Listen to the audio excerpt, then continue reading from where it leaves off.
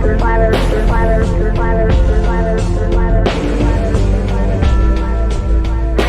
name is Tristan, and I'm in second grade, and I asked my teacher to show me an experiment where water curves. She couldn't do it because it doesn't curve. The water always finds its level.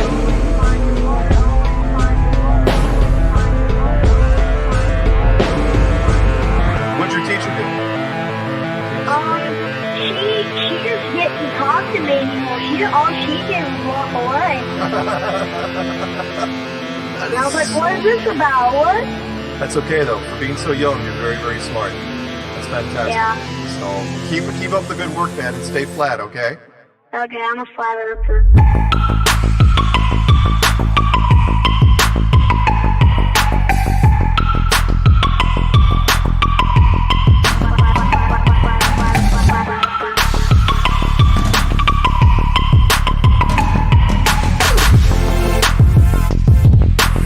She couldn't do it.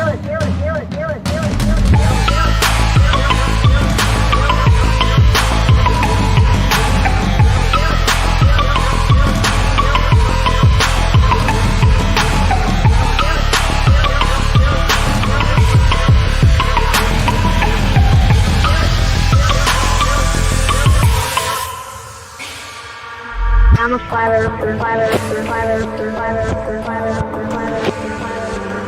a flat earther. I'm a flat earther. I'm a flat earther.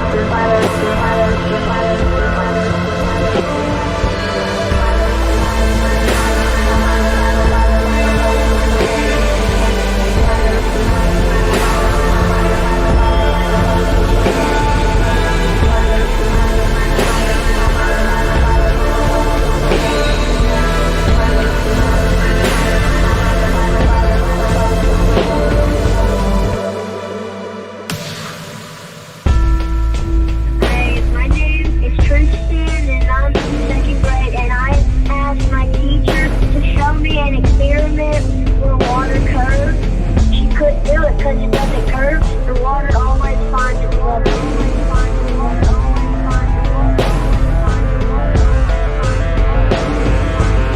What'd your teacher do? She just didn't talk to me anymore. All she did was walk away. And I was like, what is this about? What? That's okay though. For being so young, you're very, very smart. That's fantastic. Yeah. So keep up the good work, man, and stay flat, okay? Okay, I'm a flat earther.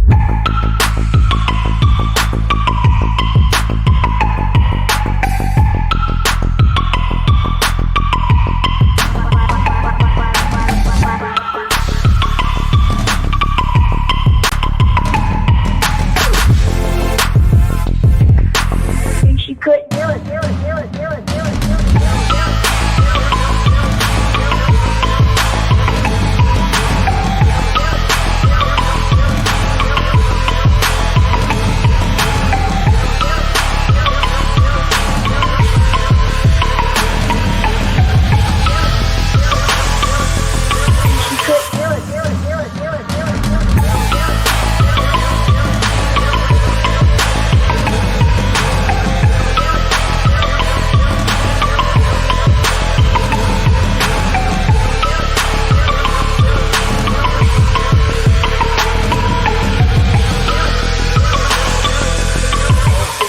Up for sound bites. This is awesome.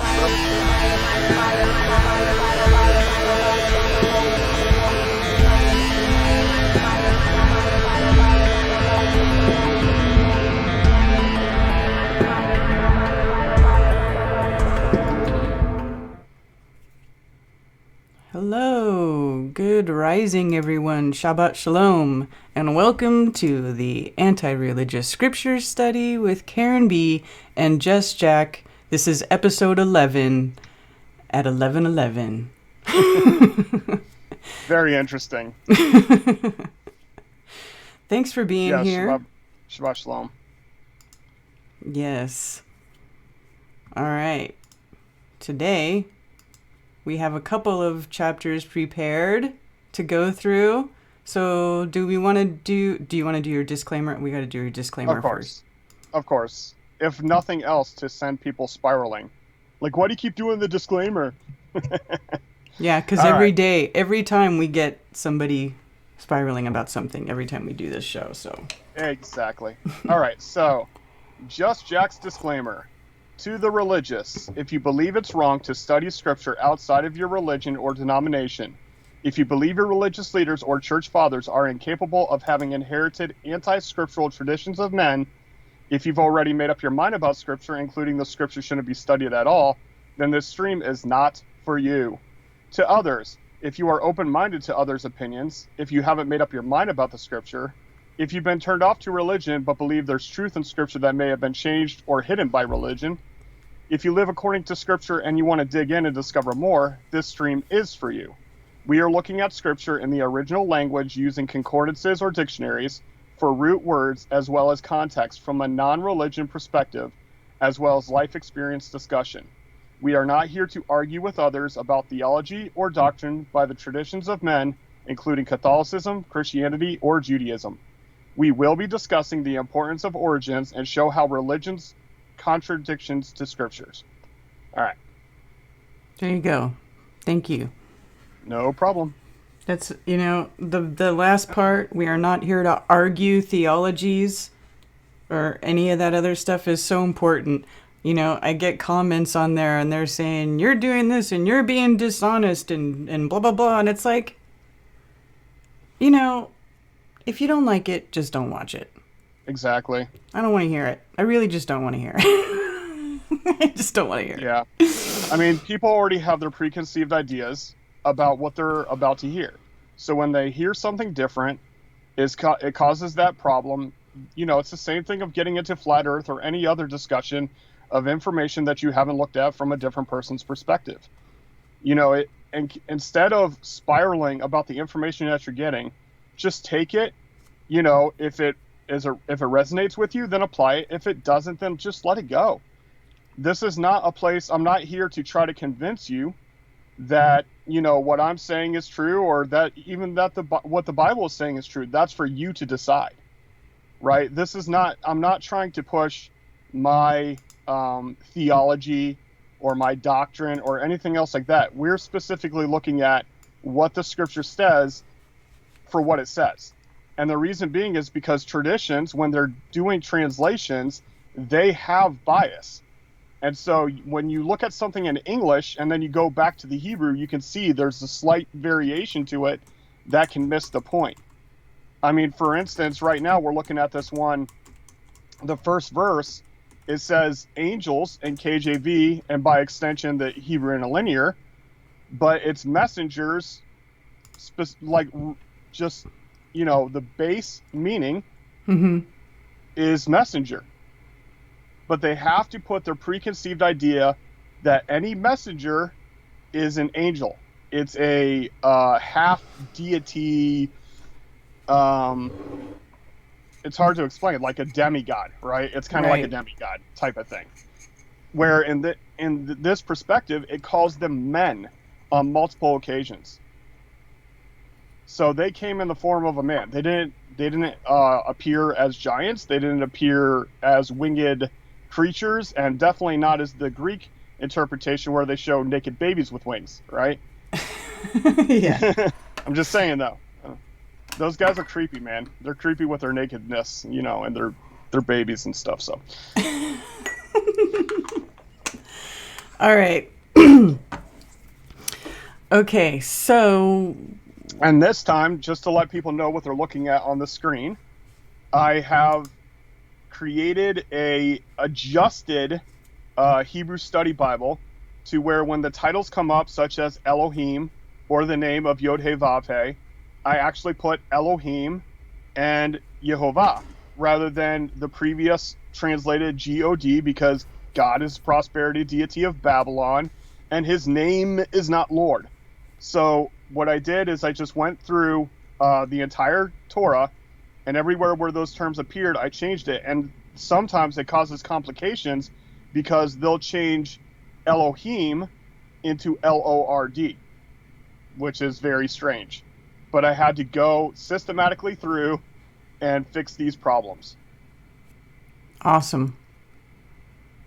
But now I also fixed it for Karen so that she can read right to left, which makes it a little simpler for her. Yeah, that gets hard And- going back and forth. That's not and- easy. Also, I kept it together. So it's got the Hebrew, then it's got the Strong's numbers, then it's got the pronunciation, then it's got the English. I love this because now I don't have to switch between versions to click on numbers and bring up the definition. Correct. That's another thing I did, is that the HSBR Torah can be appeared in the parallel where the HSB could not. So, yeah, now we can look at both versions, and we can easily find the English words and then go to the left and find the Hebrew. It's right there. Yes, awesome. All right, so we are at Genesis 19. We just came from Genesis 18. Let's just do a quick recap of what happened in the last chapter. This is... Do you really want to go there? No, wait, I forget. Yeah, I do, because I kind of forget what happened in the last Okay. chapter. I need to be refreshed a little bit. Please let your water... No worries. This is where he's... Okay, let me see if I can remember. This is where the Lord is telling Abraham that... Not the Lord. Or a messenger, the Lord's messenger, right? Yeah, Some or the messenger. Creator himself, right? Because the Lord is the replacement for the Creator. So even Right. if you say Creator or Almighty or something like that. Right. Okay, so the messenger of Jehovah comes and tells Abraham that him and Sarah are going to have a baby, even though they're really old. Yep. And what was Sarah's response? She was like, she was wondering if she was going to have pleasure at her age, right? That's right. Yep. Which is a valid question. Like, I'm an old lady, and I'm gonna have pleasure at my age. Yeah. And then what happened? I think that was it. They didn't have the baby yet. Well, Right. The next thing is right there. And then they're talking about Sodom. Yep. And how there's Sodom and then there's all this. Basically, everybody in that city is doing gnarly stuff. They're all Right. horrible, nasty people sinning in the city, and then Jehovah wants to destroy it, and Abraham's like, well, wait, what if there's a couple of good people in there? Or what does he say? What if there's like 50 What good if there's people? 50? What if there's 5 less Yeah, than that? What if so there's he's 45? Well, bartering. maybe 30. Maybe there's... That's Yeah. right. That's so funny. The Bible's funny sometimes, I have to say. It's kind of funny. Yeah, if you Bartering. get into it, like when I'll give you an example. Like when I was in church, I heard about David, right? Mm-hmm. And almost everybody, even if they haven't gone to church, has heard that David was the guy who fought Goliath and won, right? Mm-hmm. And then he became a king. That's all we know about him, right? And they tell us stories about David being a child, when if you read it in its context, there's no way he's a child. He's a big dude, Mm-hmm. right? And then when you read his exploits between fighting Goliath up until becoming a king, dude, it is an epic story. It's an epic history that, like, you'll be on the edge of your seat while you're reading through it. It's awesome. Robert Owen says Elohim is plural. Yes. Elohim is plural. El would be the singular, right? Correct. Yes, and it means a strong lead. So Elohim can be, the way that this is just Jack now. Just to be clear, this is not, specific. Oh, that's in the other Scripture. thing I was going to say when we were talking about we're just doing the scriptures, just straight translation. If we do interject with our own opinion, we do give a disclaimer when we're doing it. Correct, and that's So we're not trying to propagandize you with our dogma. Okay. Yeah, it also I also told you in the disclaimer, our own personal experience, right? So I always tell you ahead of time, look, this is my perspective on the word Elohim. I think it's a collective that is Jehovah. So ergo, like, now I'm fast forwarding to like future verses and stuff like that, where it says that we become one with Elohim, right? So that means you connect with Elohim, therefore you are Elohim, and so you're part of that collective. It's not a problem for me, like, some people have a hard time processing that information. Like, they don't even see how that's possible. But we've been told for so long that we're, insignificant. We need a man above us, right? We need a spiritual father, or we need government, or we need an educator, or whatever else, rather than telling us that, we are, connected to the Creator. We should be manifesting His will, including creation itself, as co-creators. Mm-hmm. And some people don't like that idea. Like, I don't know if they think like it's too much of a responsibility, or they're just trying to humble themselves and say, oh, I can't be part of that. But the fact of the matter is that if you read through Scripture, the Creator is constantly saying, connect with me and be an example to the rest of the world. So the rest of the world looks at you guys and they're like, whoa, whatever you have, I want that. Right? So it's not going to be just people that are going through religious motions. That's not going to compel anyone to come to the Creator. But if you're walking in His power, if you're manifesting His will, there might be something there. Right? That's why people left Egypt, because they saw the Creator's power and the favor on a specific group of people. But anyway, I'm jumping ahead. All right. But yeah, the Elohim thing, if you go back to the very first episode, we talk about this. Yes. In detail. The first episode has a lot of good nuggets in there, actually. I've already sent people little timestamps from the first one when they ask me questions. I'm like, episode 1. So if you're just getting here and you want to go get caught up, episode 1 is probably, you really got to start. It'll give you a good precursor to see how things change in the way that I dig in and go to the original Hebrew and the original root words. And that's what Hebrew is based on, is root words. So you have to see what words actually mean. It's not like Globers who say words don't really mean things, right? Because then they can twist it to mean whatever they want. Or well, that's what they do. They change the definition. Exactly. All right. So Genesis 19, shall we begin? Sure. All right. Let's go. And the 2 messengers came to Sodom in the evening, and Lot was sitting in the gate of Sodom. And when Lot saw them, he rose up to meet them, and he bowed himself with his face toward the ground. Okay, so go down to the notes that I gave you. Mm-hmm. And then if you see on the far left, gate/reason. So the gate is where the elders or the older men of the city would come together and reason with one another, right? So they would discuss, city life, family life, whatever. Is this it's like the biblical version of the water cooler? Yeah. Yeah, that's a good analogy. Very good. And then the other thing is that it's not actually his face to the ground. It's more descriptive than that. If you go down to the bottom line there, it's his nose to the ground. Oh, nostril. So he's like face down. So he's like on the ground. Yeah. Okay. So something told him, like, it probably, this is my perspective now. My opinion is that when these beings of Yah appeared before him, he felt a strong gut feeling. Let's put it that way.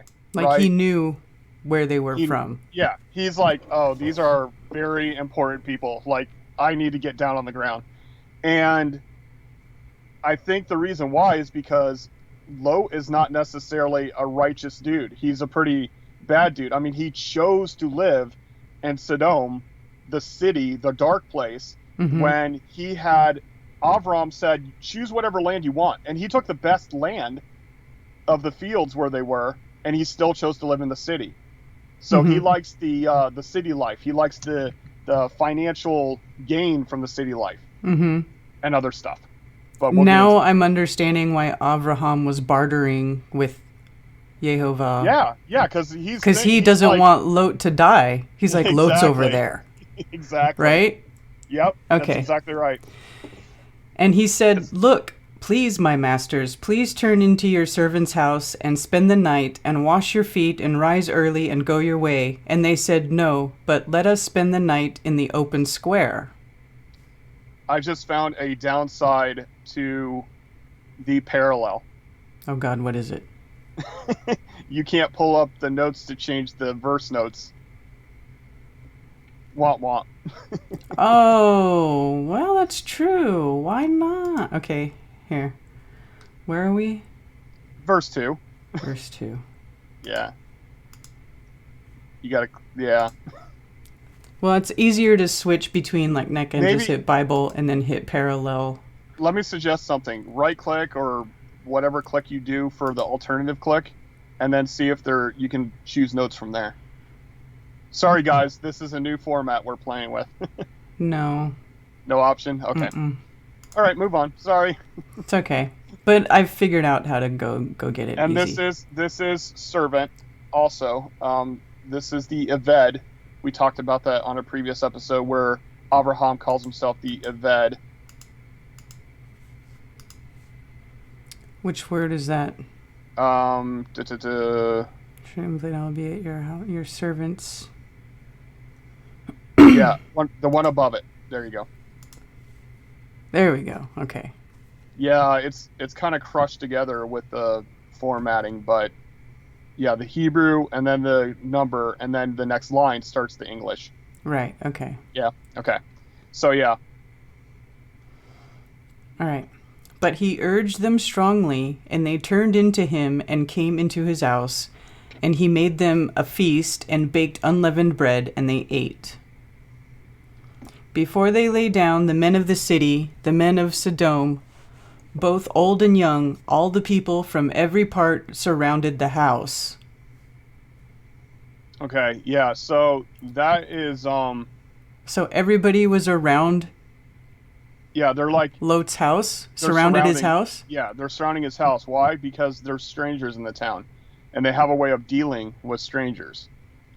And it doesn't get specific, but like you can, and people have interpreted that they're trying to have their physical way with them. But that's going to come up in a little bit here. But it says this word around is like the same word for dizzy. And like so they're spiraling around the house, right? Okay. So it's not just around, because there is a Hebrew word for surround, but this one is saying like dizzy, like they're like spiraling around, you know.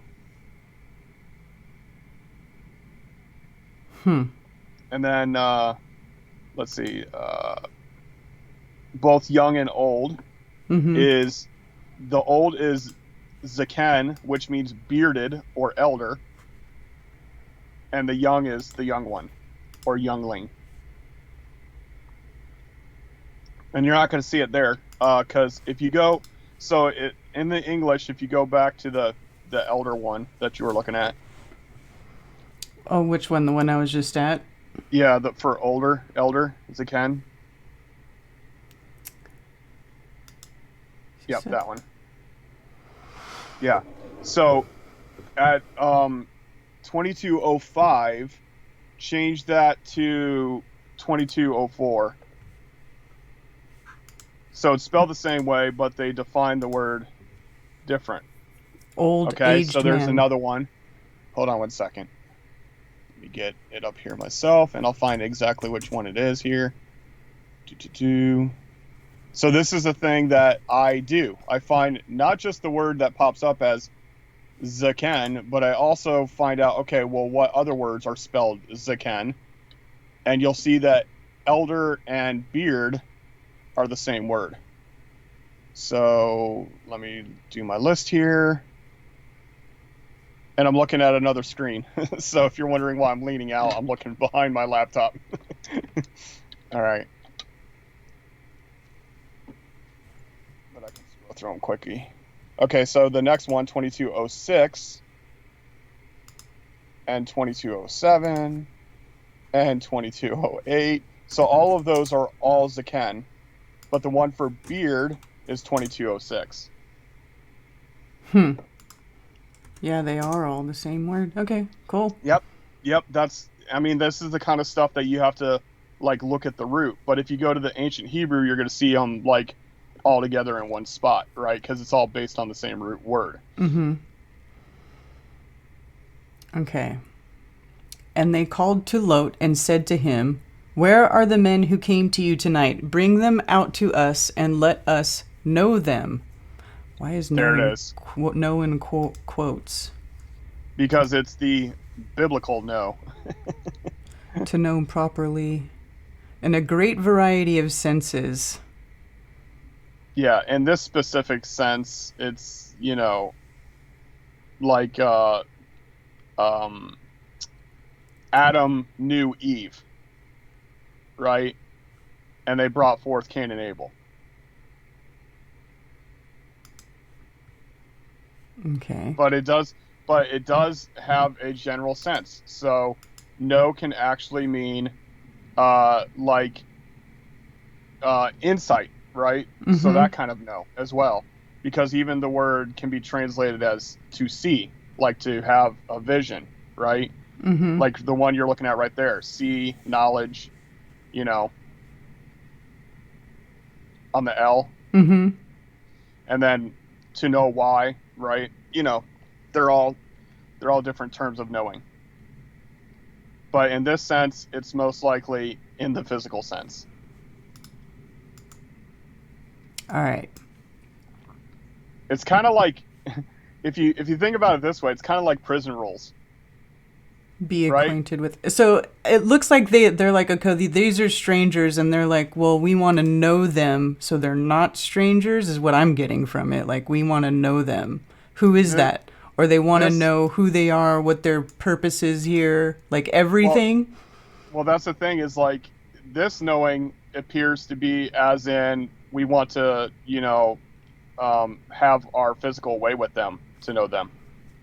Like, yes, it could be just know them, but if you read it in the context, it's like he's like, well, we'll read it. We'll read further. Okay. Because you'll see, like in the next verse and two, it's going to say like you're thinking to do evil, right? Okay. And that's why I said it's kind of like prison rules. Like someone new to the prison, and they're like, ooh, fresh meat. Okay. You see what I'm saying? Okay, I see. Okay, so Lot went out to them through the doorway and shut the door behind him and said, please, my brothers, do not do evil. So there you go. And evil is what now? Evil is... What do you mean evil is what? Bad? Not functioning? Out of function? There you go. Dysfunctional, not functioning, right? Because Tov is functioning and Ra'ah is dysfunction or not functioning. All right. Look, please, I have 2 daughters who have not known a man. Please let me bring them out to you, and do to them as you wish. Only do no deed to these men, because they have come under the shadow of my roof. Right. Wow, so he's giving up his daughters so they don't hurt these men? Yeah, so... To the mob? This is like a first cue to me that maybe Lot isn't such a good dude. I'm just saying, though. And then the roof is actually a beam. So under my beams, the beam's my roof. Mm-hmm. So, it says that I have 2 daughters who haven't known a man, and that's in the physical sense. Well, right, obviously, because they know men because they know their dad. Right. Right. They know men exist. Right. So, you can see kind of the influence of going on here. And he's like, well, there's obviously something very important to these dudes. Otherwise, he wanted to bow down to them. And then now he's like, they're so important that I would sacrifice my daughter for them, which you're going to find out that these dudes are not okay with that idea. But they said, stand back. And they said, this one came in to sojourn, and should he always judge? Now we are going to treat you worse than them. So they pressed down hard against the man Lot and came near to break down the door. Yeah, so they're not... They take him into custody. Sounds like they grab him, right? They're trying to, yeah. Yeah, they're like, stand back. Like, stay distance. And that's the funny thing. It's like, how is he judging, right? Like, you don't get the context of where the judging comes in. But it's kind of like, you're letting these men make the decision of whether or not they come out. Who are they to judge, is basically what they're saying here. Mm-hmm. And so they're like, okay, we're going to, we're going to get them one way or another, is what's happening here. And break down the door is a good translation, yeah. Right. But the men reached out their hands and pulled Lot into the house with them and shut the door. Then they... So which men are these? These are the messengers. These are the messengers? Okay. Yeah. Yeah, because these are the guys in the house. Mm-hmm. And they're like, you don't see the discussion that's happening here, but I'm pretty sure they said something to Lot about it. Like, what the hell are you doing, man? Right? Like, you dum-dum. Okay. Yeah. Then they struck the men who were at the doorway of the house with blindness, both small and great, and they wearied themselves to find the door. And it specifically says they palm them. In other words, they put out their palm and they were struck with blindness. It wasn't that they actually struck them, because the typical sense is like, hit right. somebody. But it literally says they palmed them and they were struck with blindness. So, wow.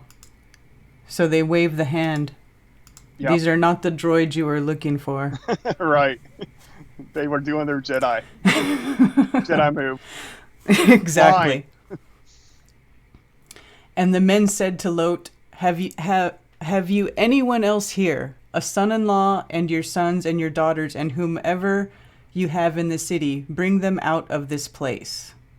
Yeah, so here it says, the in-law of marriage, the build descendants of you, the female build descendants of you, and all complete for you in the dark city, right? City and darkness, same word.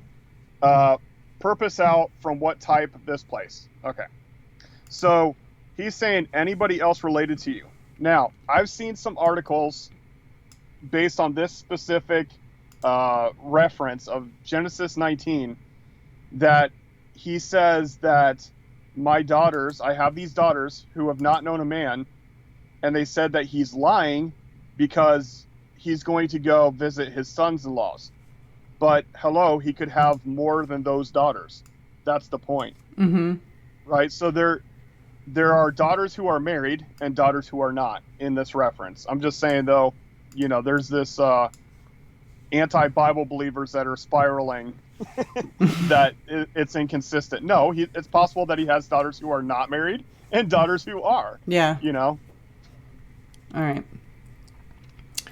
For we are going to destroy this place, because the cry against them has grown great before the face of Jehovah, and Jehovah has sent us to destroy it. Yeah, and destroy means to absolute corruption. And Lot went out and spoke to his sons-in-law who had married his daughters and said, Get up, get out of this place, for Jehovah is going to destroy this city. But to his sons-in-law he seemed to be as one joking. Right, so this is the term from play. So if you remember Sarah, laughing about mm-hmm. becoming pregnant or having pleasure, mm-hmm. this is that same word, to laugh. So laugh doesn't just mean to laugh, it means to laugh and to play, to joke, to jest, Mm-hmm. And even like if, can I say foreplay without sounding too vulgar? That's also the same word. Foreplay is also to play, to laugh. This word is zakak, which is, tzakak, which is also yitzhak, mm-hmm. yitzchak, which is Isaac. So Isaac, this word for Isaac is paralleled for these few chapters up until Isaac is born. So it's like poetically, it's like getting you ready for Isaac by putting that word out there again and again and again. Yitzhak, Yitzhak, Yitzhak. So it's like getting you ready for Isaac's appearance. It's very interesting how it's written. Okay. And when morning dawned, the messengers urged Lot to hurry, saying, Get up, take your wife and your 2 daughters who are here, lest you be consumed in the punishment of the city. Okay, so here the morning dawned is better than the KJV, but it literally is the dark pre-dawn. So, right? before the sun is even seen. Right. So Right it's before. yeah, it's getting ready to dawn, Mm-hmm. like real soon. But yeah, it's like super early, before the break of dawn.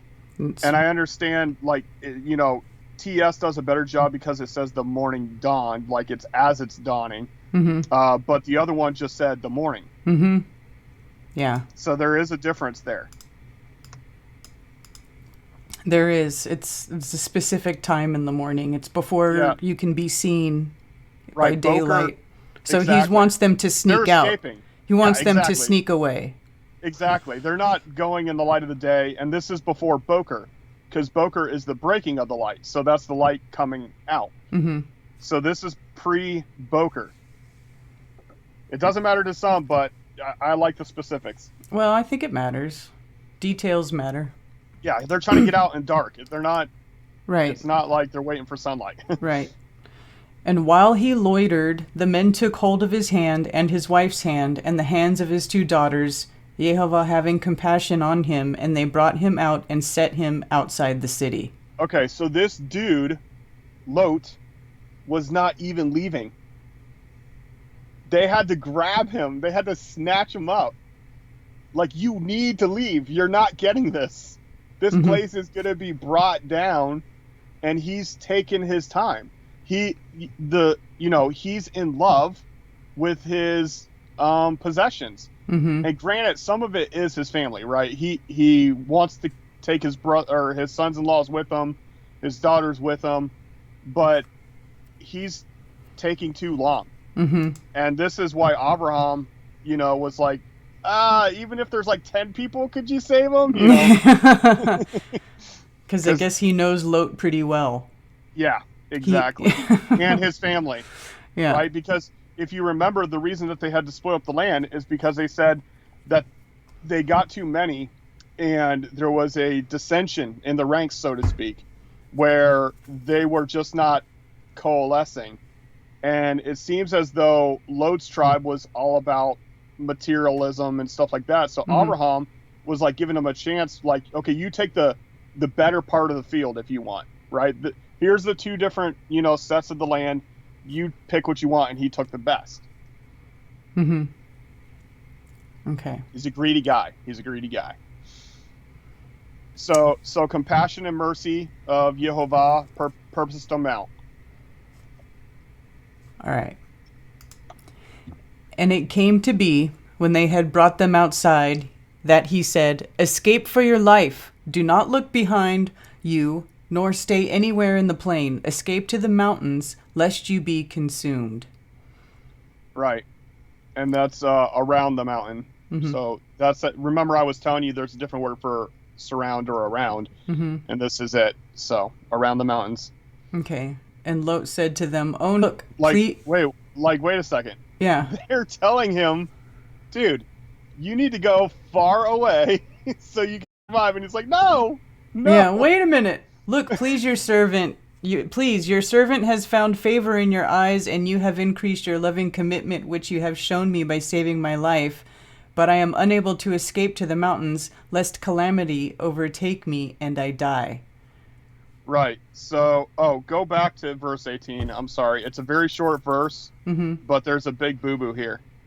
Okay. So, if you look where it says, "Oh no, Jehovah," oops. I'm bringing up you can the leave note. it on. Okay, cool. You could see Jehovah is written there. Mm-hmm. But if you look over to the right, the word is Adonai, last word on that list there. Adonai, which is Lord. Specifically, like master. Mm-hmm. Right? Mm-hmm. Or the base man, B-A-S-E, like the base man. So this is actually a place where the scriptures were probably doing like a global change, and I hate using that term, but you know what I mean, like an overall change, where Lord appeared, and they just assumed because it was capitalized that this was Yod-Heh-Vav-Heh, but it is actually Adon. Okay. Adonai. So that right there, it actually doesn't say, "Oh no, Adonai," because he's not talking to Jehovah. He's talking to the to the two messengers. messengers. That's right. Right. Okay, so that calamity overtake me and die. That Yes. lest, and then on over here it says evil. Unless it some is. evil. Yeah, and it's not just overtake me, it's fasten itself to me. Unless evil fastens itself to me and I die. It is evil. It is that dysfunction. Okay. It is that Ra. Okay. It's Look, not please. Look, please. This city is near enough to flee to, and it is small. Please let me escape there. It is not a small matter, and let my life be saved. So he doesn't want to go to the wilderness. He wants to go to another city. Exactly. This dude has a pattern of stupidity here. So, and it's not just his life now. This is the nefesh. This is his life source, right? His unseen existence, his soul, if you want to say it like that, right? And the reason that small is repeated here is because later, when the people of the city get wiped out, it's called the city small. It's called the name of the city is called Small. So that's why small is repeated here twice. Let me go to the city that's small. It's not small for me. Is basically what he's saying. Right. And the creator sent these messengers, and they're like, "Dude, you need to get out of here." And he's like, "Nah, I'll stick around." Like, I'm just gonna go over here to the next town over. Everybody talks about the story, how Lot's wife is evil, which we're gonna get to that, but they never point out that Lot is like fighting tooth and nail the whole way. Like, I need my city. I have to have my city. Give me a different city if I can't have this city. It's ridiculous. And he said to him, "Look, I have favored you concerning this matter also, without overthrowing this city for which you have spoken. Hurry, escape there, for I am not able to do any deed until you arrive there." So the name of the city was called Soar. Soar? Which means small. Does it? Let me see. Place east of Jordan. From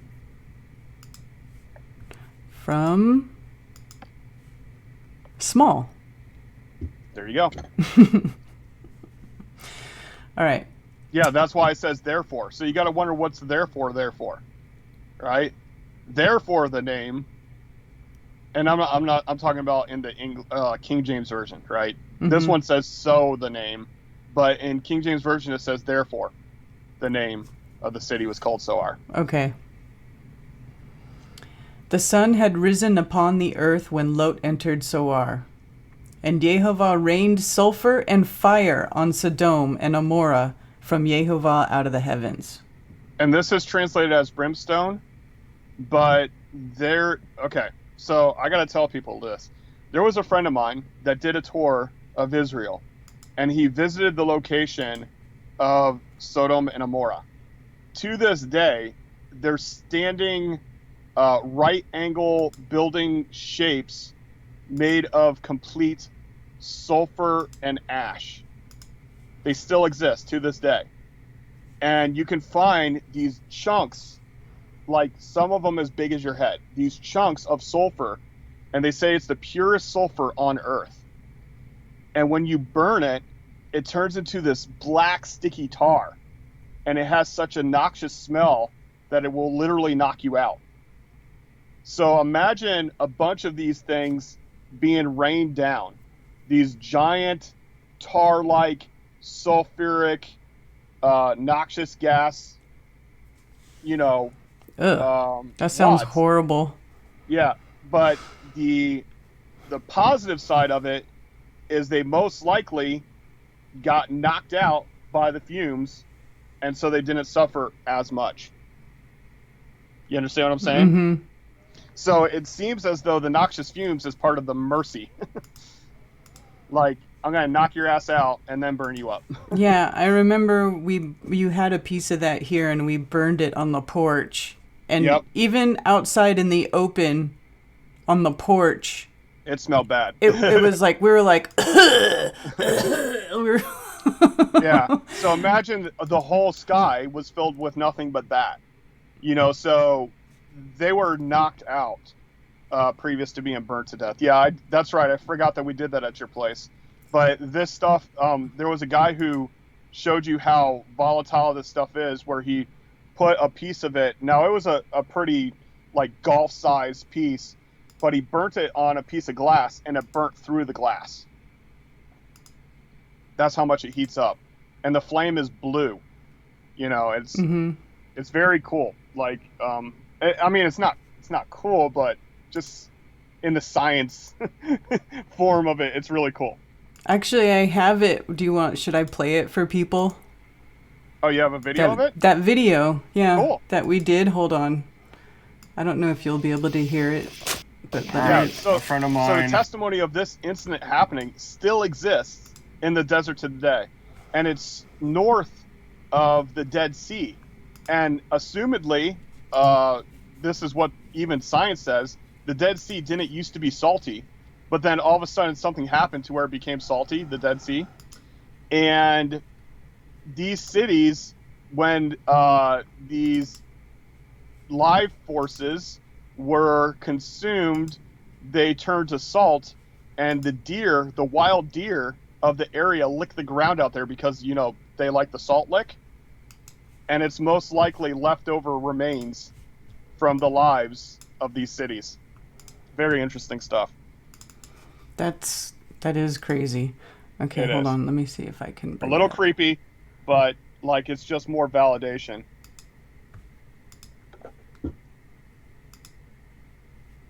Yeah, y'all should check out the real Sodom and Gomorrah.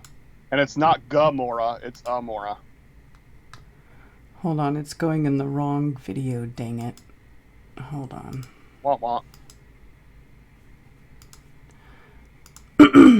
I have to add a thing. Hold on one sec, you guys. I really want everybody to see this since we talked about it, because that stuff is gnarly. Yeah. Yeah, I had a shopping bag full of here we go. Brimstone that was like, a quarter size. Okay, I'm going to play it. This is Jack and I burning, and you can see it's on a pie plate, and it's a little tiny piece, but you'll hear us. I'm probably not going to be able to see it. You'll have to look on the stream. Yeah. 20 seconds from now. It's only a short video. It's only a few minutes. Went over to the Middle East, Israel, and he got a lot of chunks of what is assumed to be the fire and brimstone story of Scripture. Are you playing sound? That this would be the brimstone. It cooks very hot, and it has a noxious gas that will make anyone who's breathing it in pass out. And it's been tested by scientists. This substance that's there's all some bigger chunks. That I'm 20 area, seconds behind, and they say that's the highest concentration because that would be of what they're natural actually salt. Jack, stop talking over the video. And I didn't know there was sound. I've heard it explained, and I think it's a pretty good idea that the reason that it gives off this noxious gas is because when he was putting judgment on Sodom and Gomorrah, which is actually Sodom and Amorah, that he was having mercy on them, that they were to be knocked out rather than feel them burning to death. And it will turn to a black goo, which makes it attached to whatever it touches when it's on fire.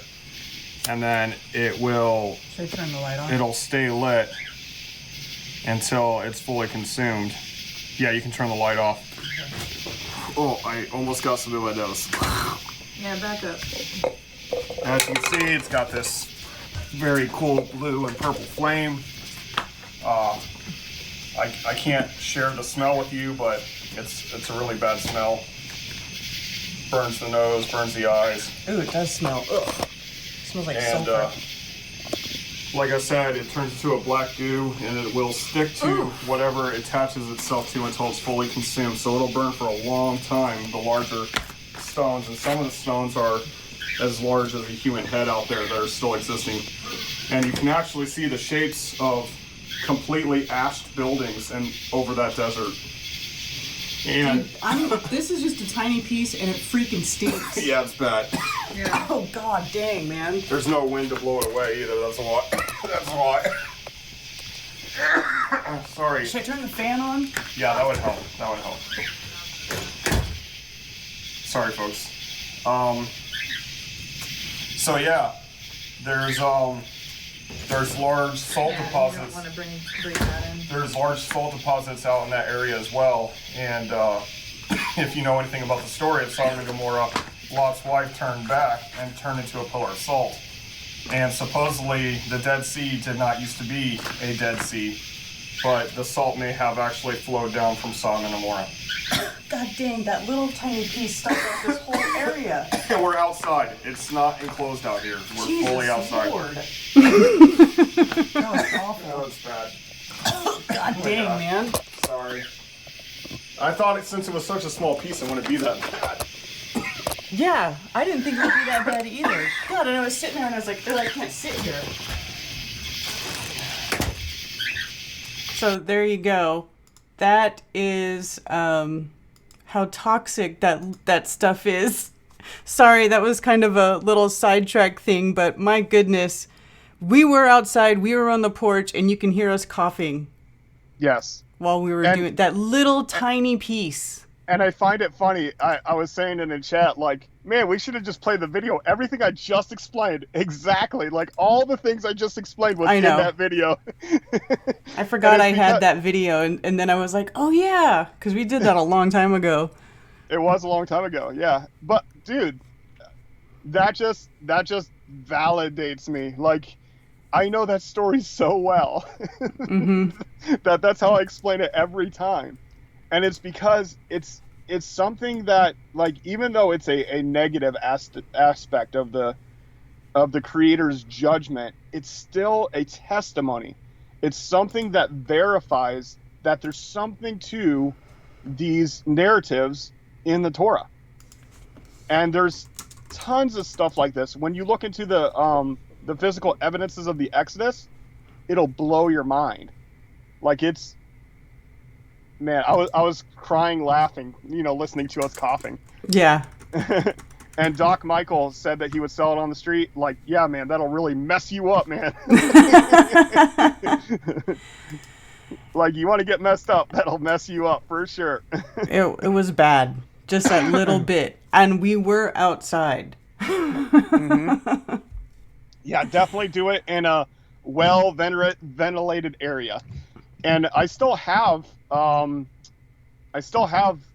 quite a bit of it left. So maybe I'll do another video where I use a bigger chunk and try to let it burn through something so you can see how hot it is.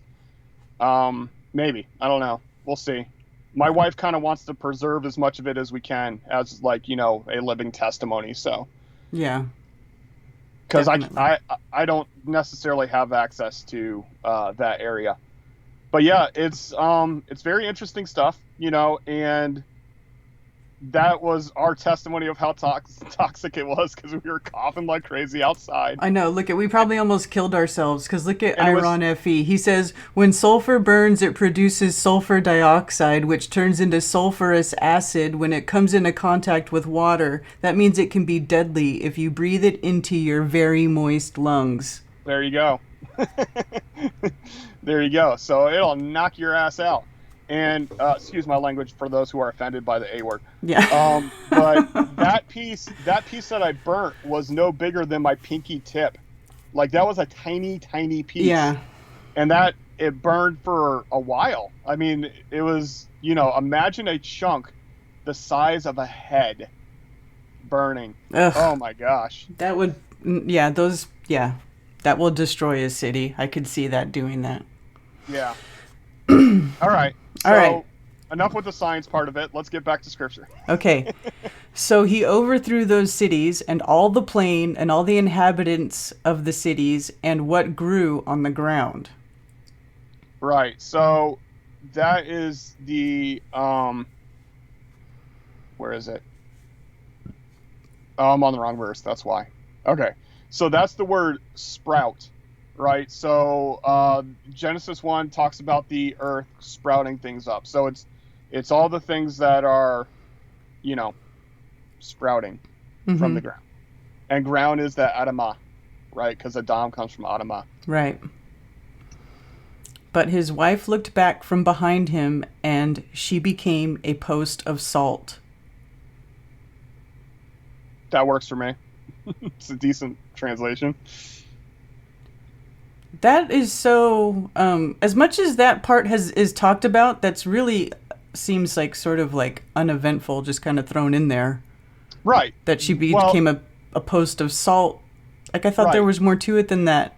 Does it still talk about it after? No, but they always make sure that that's put in the movies and stuff, right? Right.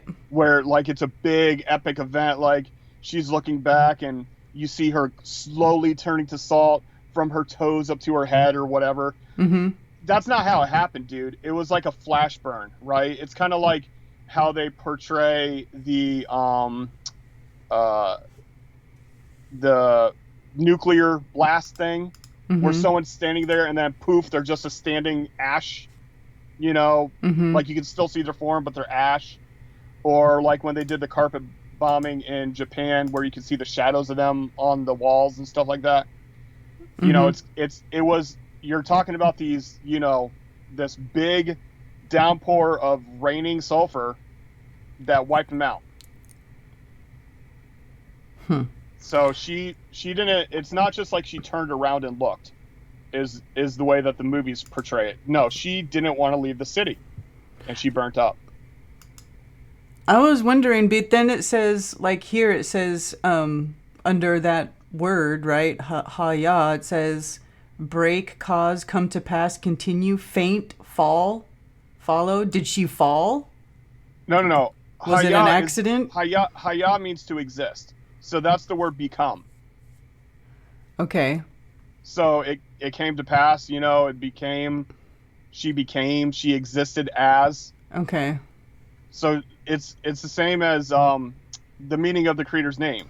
Haya Hoveh Yihye, which is that which does exist, did exist, will exist. So it's existence. So she existed a pillar of salt. And then look back, right? It's not just look, but it's also to.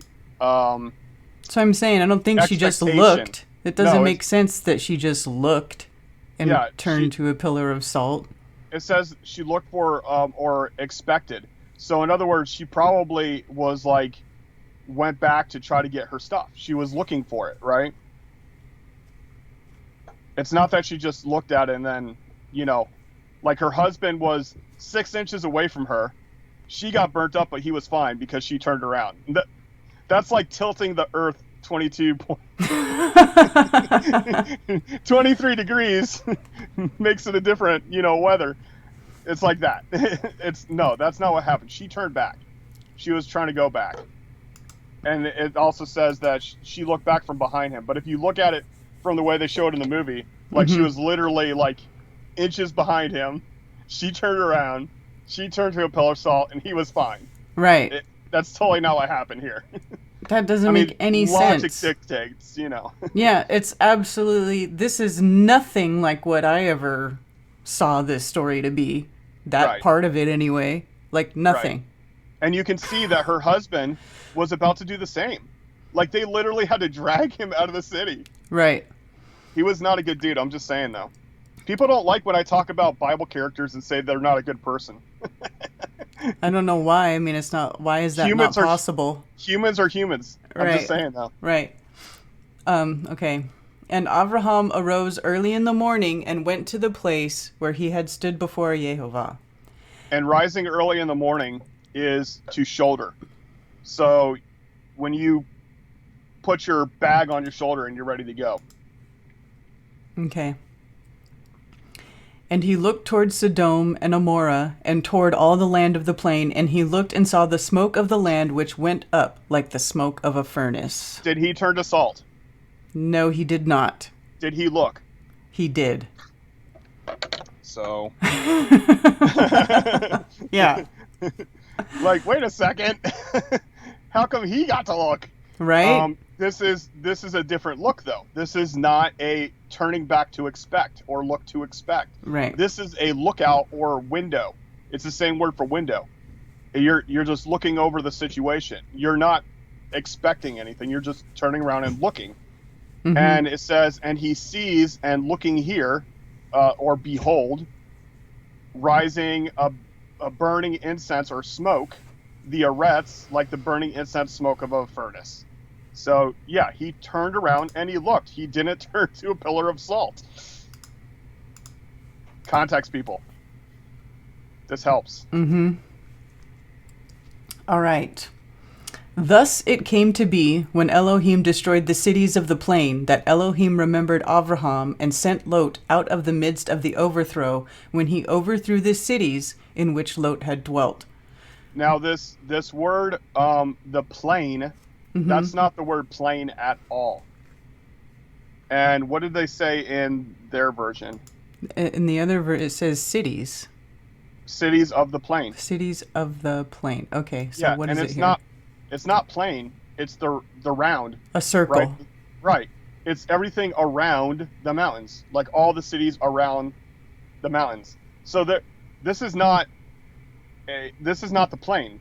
The plain didn't burn up, but the cities did that were all around. Mm-hmm.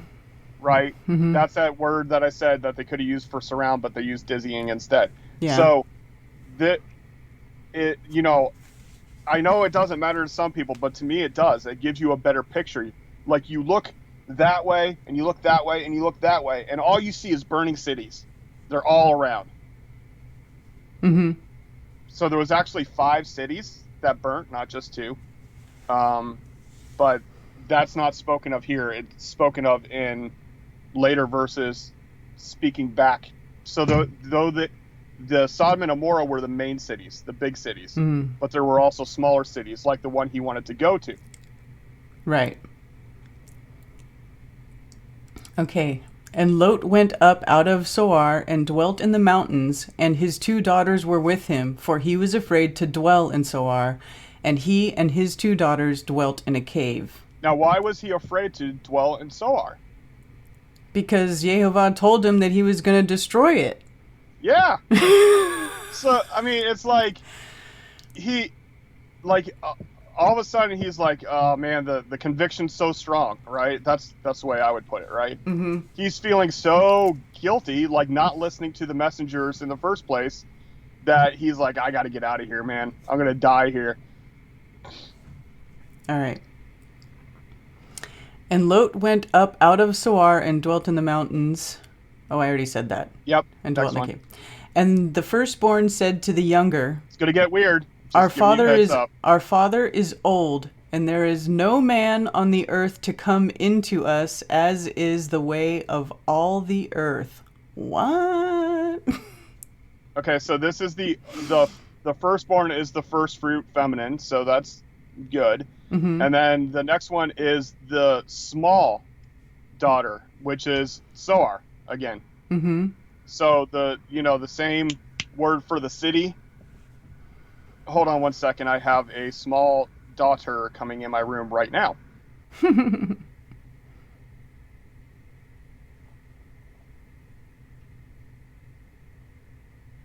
Into the younger.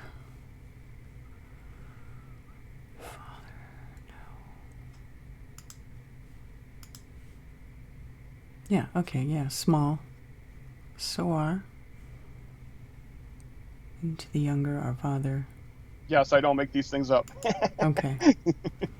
I know, I'm just showing it so everybody else can see it too. No, yeah, absolutely. That's exactly what I want you to do. Just so you know we're not making stuff up. That's right. Yep, it's the first fruit and the smallest one. So his daughters who are married were the middle daughters. Okay. I don't get this part. There is no man on the earth to come into us, as is the way of the earth. Yeah, so the way, this is just Jack's perspective, okay? The way that I see this to be, imagine you go up to the mountains and you look around and every city is being burnt. You think the end of the world has happened. Okay. You understand what I'm saying? That makes Like, sense. Look at it from their perspective. Mhm. They only knew the city. That's their whole life. Then they go out to the mountains and they see every city in their sight being burnt up. Okay. Come, let us make our father drink wine and lie with him so that we preserve the seed of our father. Oh boy. Yep, I told you it's going to get weird. That is And weird. by the way, that's got to make you wonder how Lot raised his daughters. Right? Well, he Right? was That they about would to even pimp them consider. out to the town. Exactly. And again, people get mad at me when I say Lot was not a good dude, but everything tells me that he's not a good dude. And then his descendants later become the enemies of Israel. Because, imagine being born of a daughter and father, right? And you grow up knowing that's your lineage. And the depravity of that, of those children become a major problem later, which we're going to read, definitely in the next few chapters here. Okay. So they made their father drink wine that night, and the firstborn went in and lay with her father, and he was not aware of it when she lay down or when she arose. So they got him blacked out drunk. Yep. And, so this is the older one, the firstborn. And it came to be on the next day that the firstborn said to the younger, "See, I lay with my father last night. Let us make him drink wine tonight as well, and you go in and lie with him, so that we keep the seed of our father." Okay, so let me give you something else from these two verses, 33 and 34. Mm-hmm. If you look up yesterday, tomorrow, tonight, all these things are very important to understand what a day is, right? So the Jews will tell you that a day starts at sunset, but these verses debunk that. Because when she talks about tomorrow and yesterday and all these other things, they only work if the night is part of the day. Mm-hmm. In other words, it's day to night in this context. Okay. Unless she's like making a 3-day gap. Like she slept with him, waited for a day to talk to her sister, and then she says, wait another day to sleep with her father. Mm-hmm. Right? But that's not so. Like, right. I mean, I can't see it as so. Yeah. But this is the first verse in the scriptures that debunks the evening beginning of the day. Okay. It's just the first verse contextually. All right. Besides Genesis 1 that says light he called Yom and darkness he called Lila. So all right. So they made their father drink wine that night as well, and the younger arose and lay with him, and he was not aware of it when she lay down or when she arose. And that's a small one. Yeah. Thus both the daughters of Lot became pregnant by their father. What? That's crazy. And the first... And pregnant, again, is the same word as mountain or hill. Right. But it says, and they mountain, the two of them, with descendants to Lot, from father of them. So they mountain. Right. Okay. And the firstborn bore a son and called his name Moab. He is the father of the Moabites to this day. Right, so this later becomes an enemy. But Moab is literally from his father. It literally means from his father. Excuse me. Okay. And the younger, she also bore a son and called his name Ben-Ami, and he is the father of the children of Ammon to this day. And Ben-Ami means descendants of my people, and its short form, Ammon, means the little people. The little people? Yep, because remember, she's the small. Mm-hmm. And then she gave birth to him. And then Ammon, the on the end of Ammon, means diminutive. the smaller form of the the people. So you could just say the little people. Mm-hmm. You speculate what you want out of that, but that's how it appears. And when Ben Ami, being the descendant of my people, it also alludes to the fact, like, we kept it in the family. You understand what I'm saying? Yeah, they sure did. I'm just saying, though. A little creepy there. But it is creepy. That's the origins. That's the thing that, we talked about this before, where we look at the generations, this one begot that one begot that one, and it seems kind of boring and tedious. But then when you see these names appear again, you can see where they got to where they're at, why they became an issue, or why they became a blessing, or whatever the case may be. Like the Mitzrayim is actually a descendant of Ham. So you can actually see, like, the lineage going to where Mitzrayim, aka Egypt, became a problem with the whole curse being put on Canaan and everything. Okay. All right. That's the end of... And we have chapter 20 now. Chapter 20. I got 2 chapters done. Woo! All right. And Abraham set out from there to the land of the south and dwelt between Kadesh and Shur and stayed in Gerar. Very good. And Abraham said concerning Sarah, his wife, "She is my sister." And Abimelech, sovereign of Gerar, sent and took Sarah. So he's telling people that's his sister again. Yep, and it's Avimelech. Avimelech? Yep, very good. Okay. Yep, he's doing it again. And later, well, we'll see. But basically, he prompted Sarah to always say that she's his sister, no matter who they run into. Okay. Oh, I see in the chat it's somebody's birthday. Happy birthday, Kurt. Happy birthday. All right. But Elohim came to Avimelech Yep.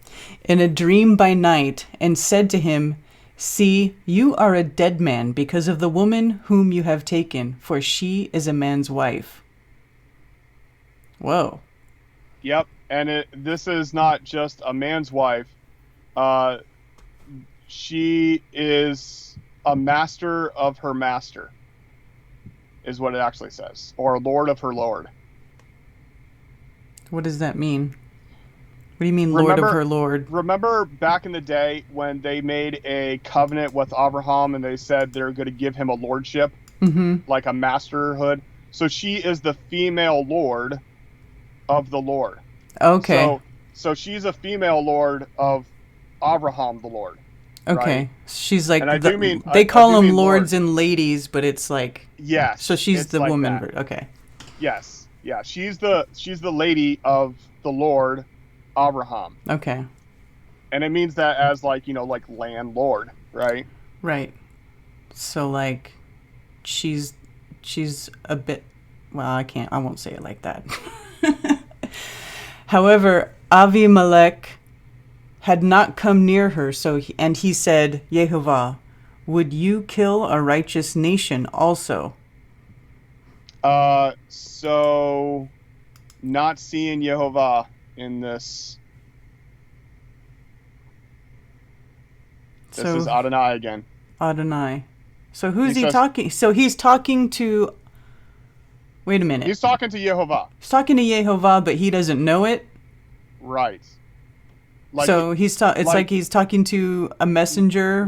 My master, whoever it is that's speaking to me in a dream by night. Okay. Right? But it says it's Elohim, right? Mm-hmm. That comes to Avimelech.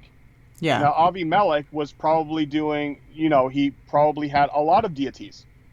He's not like, Abraham was the first one to set apart that says only one deity, and that's the creator. Mm-hmm. Avimelech had multiple deities, so when he hears a message from a deity, he doesn't necessarily know which one. So it just says "my Lord." But again, this is where they take the liberties of translation, if you go to like the HSB or the KJV, it's a capital L, lowercase O-R-D. Mm-hmm. All right. Where was I? 20 verse 5. Oh, the righteous nation. Oh, okay. Did he not say to me, she is my sister, and she herself said, he is my brother. In the integrity of my heart and in the innocence of my hands, I have done this. So he's like saying, I didn't know, right? Yep. They lied Yep. to me. I didn't know. Yep. And this integrity is like the perfect or wholeness Mm-hmm. of my heart. Okay. And heart is what? Heart is... I don't know. Intent. I don't remember. Intent. Okay. Right. It's not the muscle pumping blood.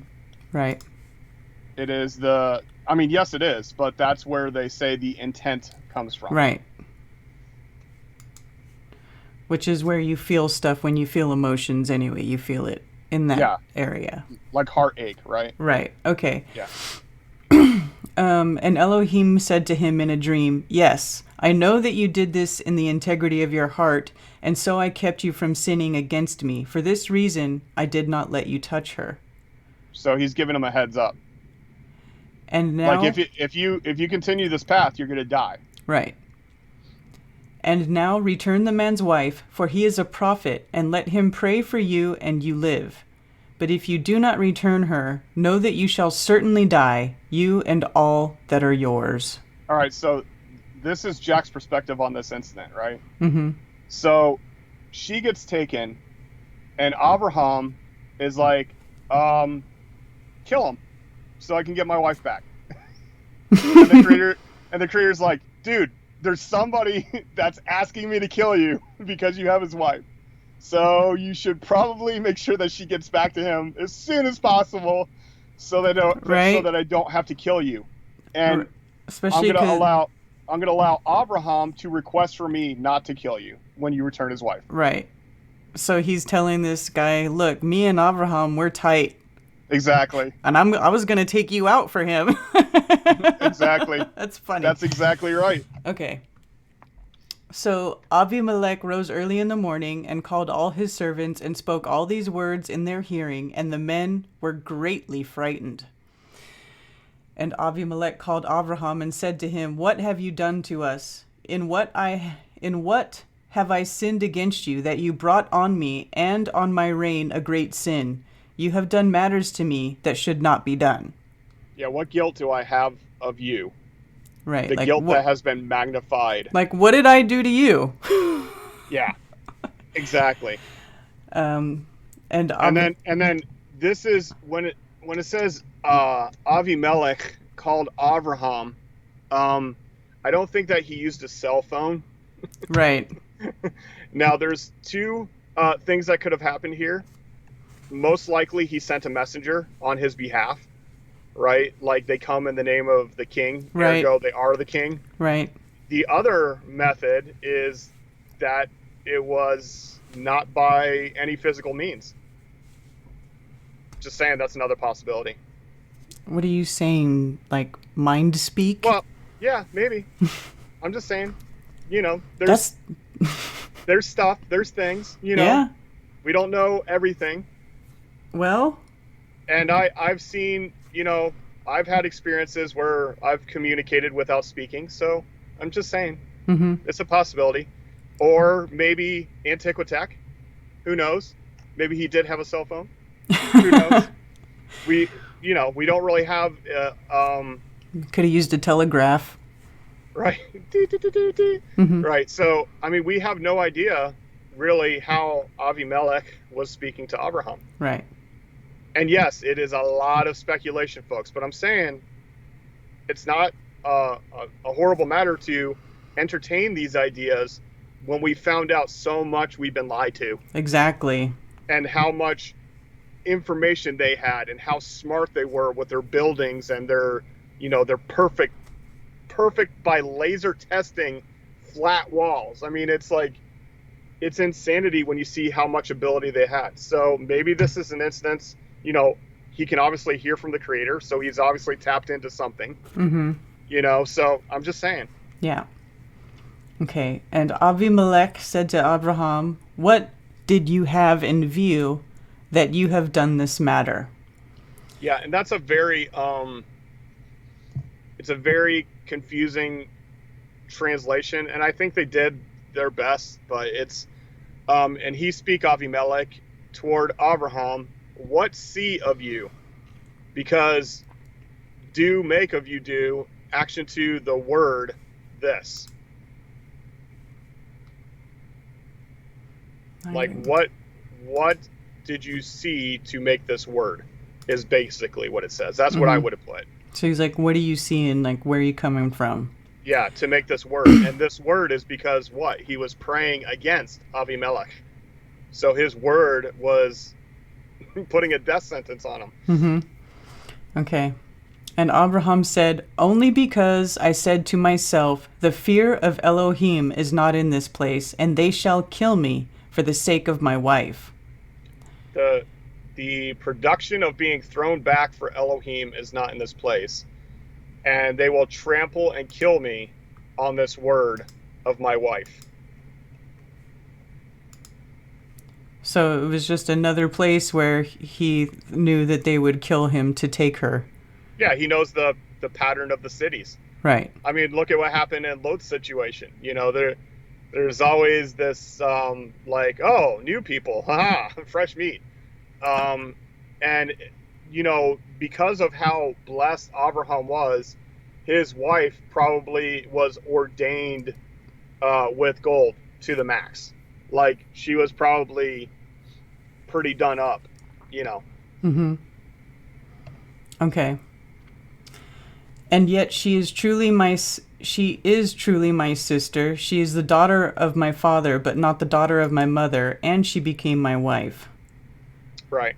And it came to be when Elohim caused me to wander from my father's house that I said to her, "This is your loving commitment that you should do for me. In every place, wherever we go, say of me, he is my brother."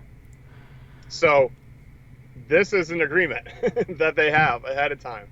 Like, if somebody tries to like take you, rather than them kill you because you're my wife, say you're my sister. And then, this has happened twice now. So now he's like, well, I got it in tight with the creator. So I'll just say, Mm-hmm. Hey, my wife's been taken, take them out. Right. Then Avimelech took sheep and cattle and male and female servants and gave them to Abraham, and he returned Sarah, his wife, to him. Right. And Abimelech said, "See, my land is before you. Dwell wherever it is good in your eyes." So he has just been made a lord over more land again. Right. You see how he's getting all this land. Like, it happened with his enemies that he saved from Sodom and Gomorrah. It happened with oh my gosh, I forget the family's name now. But anyways, it's happened on a few occasions now where he gets more income and more property, and it's based on a half-truth Mm-hmm. that she's his sister. It's interesting. Yeah. Okay.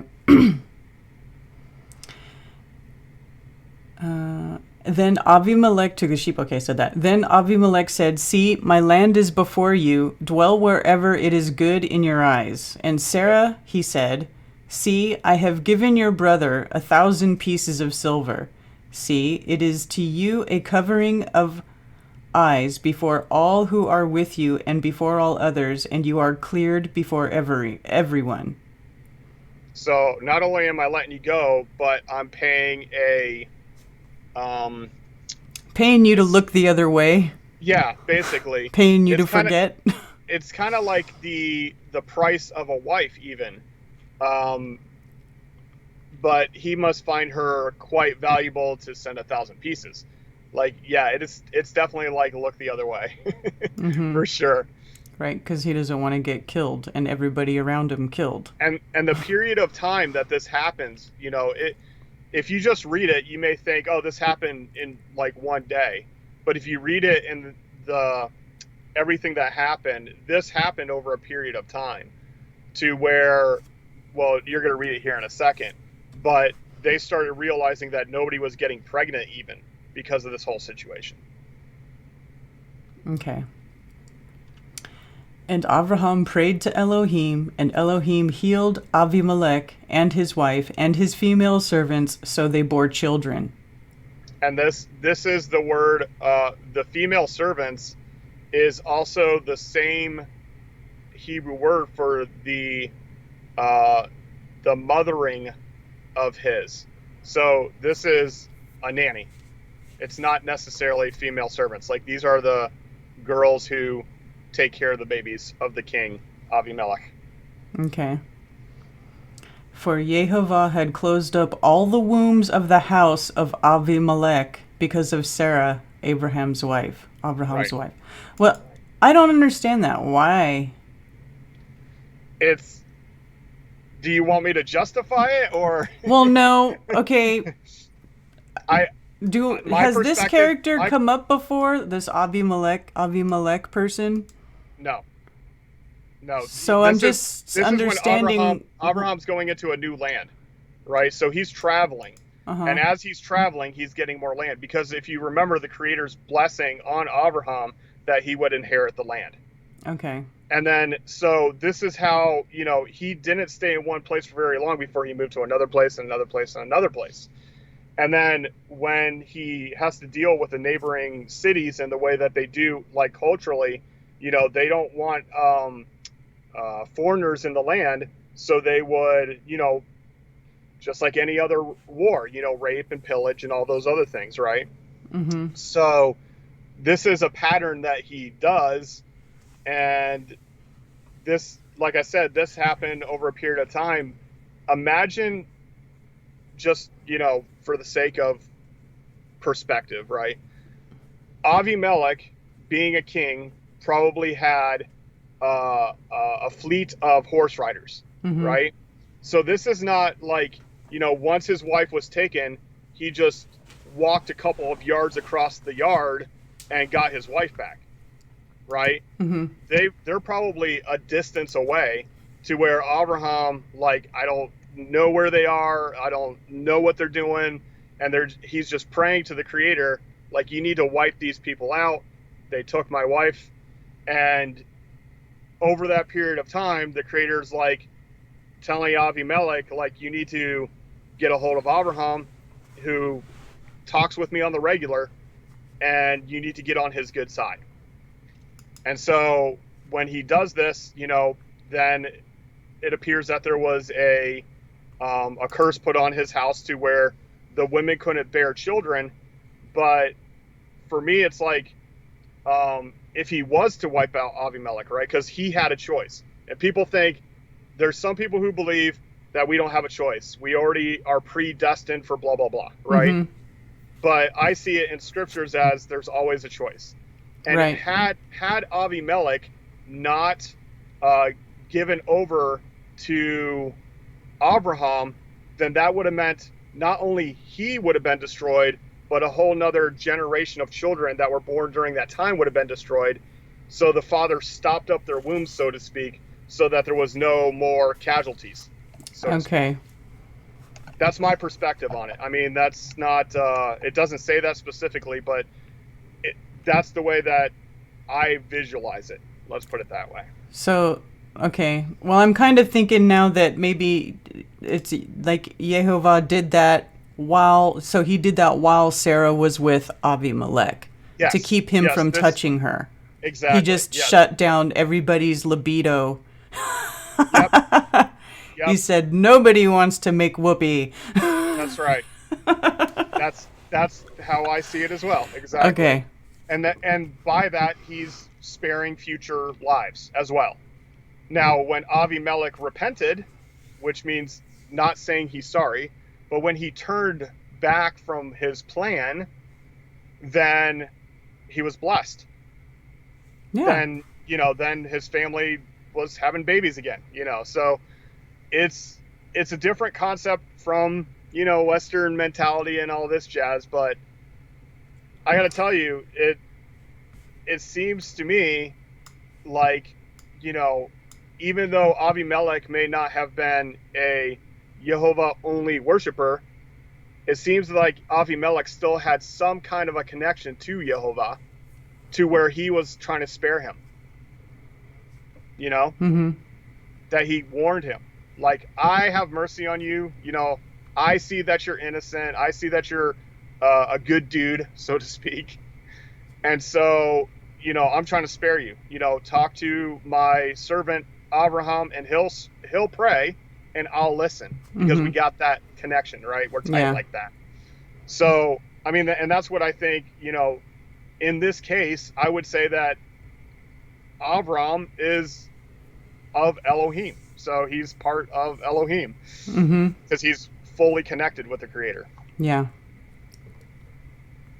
Cool. Yes, I agreed. Fired for truth. The incremental consequences kept trying to get Pharaoh to change his mind, but he knew he wouldn't. But he gave him a chance anyway. It's like, I'm gonna give you to the count of 3. Exactly. Robert Owens says, why did they deceive Avimelech and say he was a sister? He did that because there's previous stories where they go into these cities where everybody is basically having delinquent behavior, and they're bad. Yeah, they're bad dudes. So when he goes to these cities, he tells them that his wife is actually his sister, so that they don't try to kill him to take his wife. Yeah, and if you go back, Robert, to previous episodes, this is not the first time he's done it. Yeah. This is the second time he's done it. He did the same thing in Egypt. And the thing is like, again, it's a cultural disconnect that we don't understand these things. But if you go over to some, even some places in the Middle East, like if you are traveling through and you're not part of the group, bad stuff's going to happen to you. Yeah. And you see that definitely when there's big wars going on, right? Even though this side says we're the good guys, and the other guys say we're the good guys, when it comes to war, all of a sudden all bets are off. People are pillaging and raping and killing, and not just killing other soldiers, but killing innocents, right? Right. And that's just a fuller extension of the whole city mentality. And if you don't want to think about it in physical terms, you can think about it in mental and spiritual terms. In cities, it is a dog-eat-dog scenario, right? I need to get mine. Yeah. All these people are my enemies. They're rat race. It's very rat racy. That's why I don't like living in cities anymore. And when I was part of a company, and some people may recognize it by the description of it, but I was working for this company that your family are your customers, right? Everybody's a customer. And if they don't purchase from you, then they're stealing food out of your children's mouths. That's how you should look at it. And that's like an insanity. Like, if you don't give me mine, then you're going to get yours. You know, it's horrible, but that's a lot of how the materialistic world works. And so it was more intensified back then because they didn't have the same kind of structure as we do today. But, you know, they're turning, you know, evil into good in the current structure. It's getting that way anyway. You know, justified theft, justified sexual immorality, justified, you know. Well, we see murder. all kinds of things that are bad being called good and good things being called bad. There's almost a complete inversion. Exactly. And I figured this out way back in 2012, where I talked about the ideals of this culture, this United States Western mentality culture. And when I look at the scriptures, it looks like the entire culture is built anti-creator. Like, how can we just slowly loophole things in to where, you know, good is evil and evil is good? And of course, these last couple of years, everybody can see it now, because they're like being very open about it. They're like, we're going to screw you over big time. You know? Yeah, we don't talk about the future stuff in this stream. But if you want a specific question answered, you can email me, justjackflatearth@gmail.com. I try to avoid talking about New Testament stuff, even though we have paralleled some New Testament stuff in here. We do go there every now and then to look. Alner, like Kurgis, says Umim and Thumim is interesting. This is truly Antiquitech. Yeah, I don't throw that idea out. I mean, it's like, for instance, casting lots, right? Like today we would be like throwing dice, right? But they used to use casting lots to figure things out. And it was accurate. So yeah. Oh, you have a thunderstorm, Cammie? It's not raining here. She's only half an hour away from me. I know. You should be getting dumped on too, but you know, that's how it is here. I've literally been standing in rain and looking at an area where there is no rain across the street. Like, it's bizarre how rain works around here. Yeah, I've seen it where it's like raining across the street, and I'm just sitting there looking at it. Or it'll rain and the sun is out. It'll be like sunny and there's rain coming down. Yeah. Where's it coming from? the whole idea of rain itself is a mystery to me. It's a true mystery to me. It is so the cloud gets heavy with water vapor changing into water, but how come it just doesn't dump all the water at once? How come it's always like drop? Why isn't it just like gush and then cloud gone? Ever. It's never like that. Although if it was like that, that would be bad. Finally, that is saying the same thing. I am finally someone that is saying the same thing. I am Lord equals Jehovah or YHVH and God, Elohim, God. Yeah, so the problem with God is there's a prosperity deity named God, and it's 1408 to 1410, I believe it is. Where it doesn't. It up? Yeah, sure. Yeah, I think it's 1408, age 1408. Yep, there it is. God, fortune, Babylonian deity, and they go to 1409.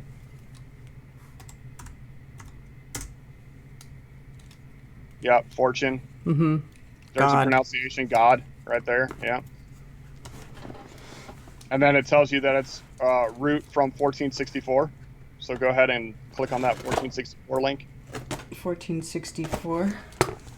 Yeah, it says from 1464. Good. A primitive root. To crowd upon this, that is, attack, invade, overcome. Yeah, because it's a lot. It's a lot. All right. I'm scanning through the chat. Yeah. See if there's you guys have any questions about all this stuff we just went over before we wrap it up. Father's compassion saved him. He did not deserve saving. Yeah. I mean, we don't know all the details, but he was definitely giving him favor. I don't know if he was speaking of Avimelech or Lot, but yeah, if he was speaking of Lot, definitely he didn't deserve it.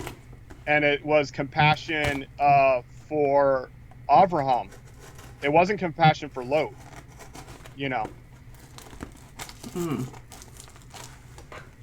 Because remember, it was Abraham that was begging. If there's even like 10 people. Thank you for this super chat, Ammo Walk. Cheers. Thank you for that. Thank you. Appreciate the support. Jack and I share all donations to the stream. Appreciate it. Alrighty, I'm done scanning chat. So all right. If you want to wrap it up. Are we good? Love you all. Appreciate you all coming out and listening. And stick to your conviction, but always seek truth. You know, Absolutely. if you're not there yet, I'm not pushing it. Hopefully you'll see things as I do, just because I know how edifying it is, how powerful it is to see this unseen existence of Jehovah all around, to be able to connect with the Creator and not to a religion, not to a man, not to a government. That's right. Absolutely. Cheers, any word. Thank you for the tip. Appreciate that. All right. Okay, you guys, I think that's it. That wraps up episode 11 of the Anti-Religious Scriptures study. Thank you all for being... Yes, the earth is still flat. Thank you for being here. Thanks for participating in chat and being with us every weekend, and appreciate it. Shabbat Shalom. Shabbat Shalom.